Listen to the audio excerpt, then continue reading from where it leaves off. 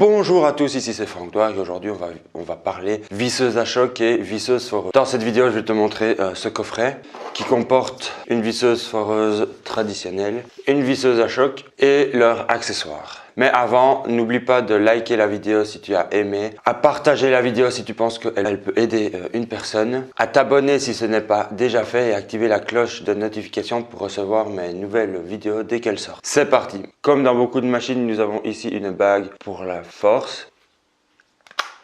Ici, nous avons la force 1 ou 2. C'est un mandrin classique que nous ne pouvons pas changer. Le bouton ici, au-dessus de la gâchette, à droite et à gauche, permet la rotation pour visser ou dévisser. La gâchette qui permet d'actionner la visseuse. Une petite lumière qui va bien. La batterie qui s'enlève très facilement.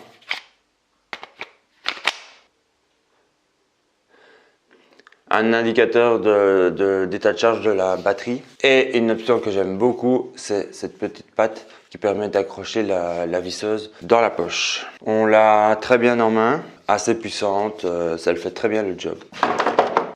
Maintenant pour la visseuse à choc, donc c'est une machine qui n'a pas de bague pour la vitesse ou la force, c'est vraiment une force unique. Alors quel est le système de cette visseuse? Le principe est que comme toute visseuse tu commences à visser et lorsque tu arrives dans quelque chose de beaucoup plus dur, celle-ci va s'arrêter, donc tu seras très vite embêté, tandis que la visseuse à choc, elle va pas s'arrêter, elle va donner des à-coups, des impulsions, donc ça va permettre à la vis d'avancer et je trouve que c'est quand même un outil assez magique. Cette machine ne recule devant aucune vis. Donc ça c'est vraiment pas mal, c'est l'atout d'une machine comme ceci. Comme pour l'autre, nous avons une petite lumière. Nous avons ici gauche ou droite pour visser, dévisser. Un petit cordon que j'utilise jamais. Cette patte que je peux mettre dans une poche pour l'accrocher facilement. Une batterie comme l'autre, on appuie sur le bouton et on peut la décaler.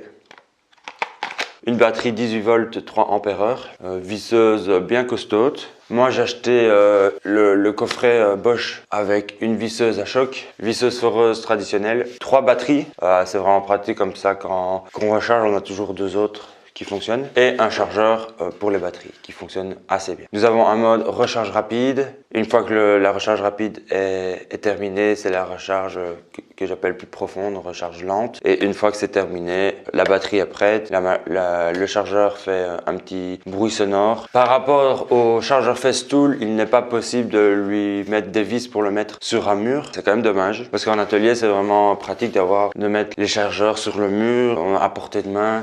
Et pour voir qu'il est allumé, on met la batterie et on voit que ça clignote. Donc là c'est la prise lente. Bon moi je vais pas filmer pendant tout le rechargement.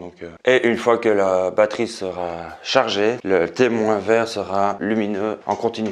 Bien évidemment dans une prochaine vidéo je te montrerai les visseuses en pratique. En attendant n'hésite pas à t'abonner si ce n'est déjà fait, d'activer la cloche de notification pour recevoir les vidéos dès qu'elles sortent, d'être averti, de liker la vidéo si tu as aimé et de partager si tu penses que cette vidéo peut aider quelqu'un. Merci d'avoir regardé cette vidéo et dans la prochaine vidéo nous allons parler de scie sauteuse. En attendant n'hésite pas d'aller sur ma page YouTube et de regarder les autres vidéos. Encore merci et à la prochaine vidéo.